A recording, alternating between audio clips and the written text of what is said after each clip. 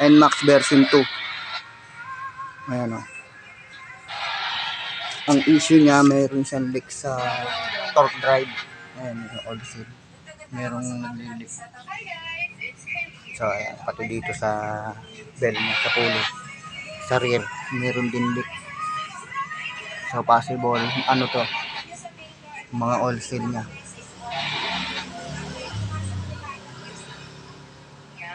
Yan ang possible na problema niyan. Oil seal. So, buti na lang, dinala rito ni ma'am. Kasi may possible na ito ay magkaroon ng engine trouble. Maubusan siya ng langis. Ayan. Okay. So, ayan.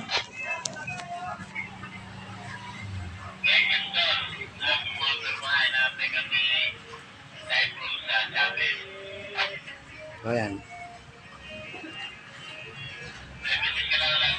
Bubuksan na natin.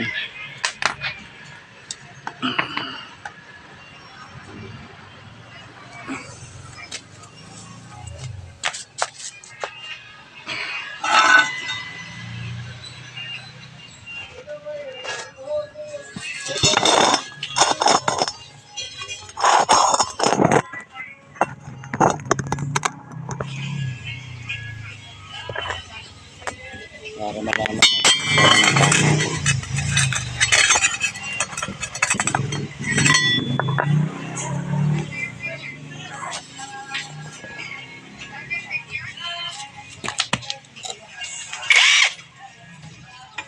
Inom ka dyan ng ganito?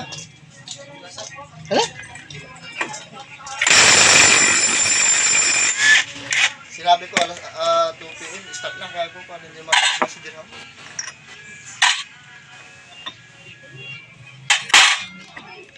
Ano yan? Natagas pala eh. Buti nadala ko. Ang lakas ng tagas. Oo. Buti hindi tumirik. Lapit na. Malapit ng tumira. Iuwi ko yun ang Quezon na eh. Saan ang leak mo ito? Pagagawa ko na sana yun sa Quezon. Sa Ang problema, Quezon? sarado ang mga kakuan ng Tas? linggo. Yung nakaraan. Tapos, dumidikit. Yan. Hindi ko lang sabi.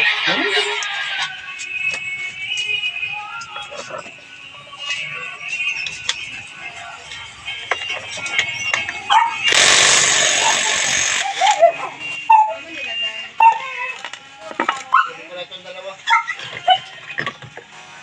Yun, ang lakas. Lumakas. Tumaas. Ano nga gawin din Yun, yan? yun, ang leak niya. Ang lakas. Oil seal.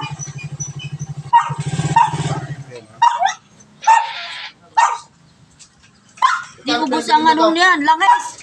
ano na, nasa below level. Hoy! Huwag mo kunin nyo sa akin! Ubos ang langis. Hindi naman. Medyo ano yan, nasa low Kakaunti level na. yan. Oh. Ano?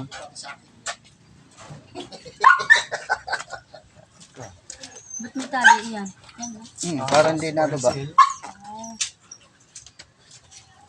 Sino Ayan. bang kausap mo? Ayan na. Okay.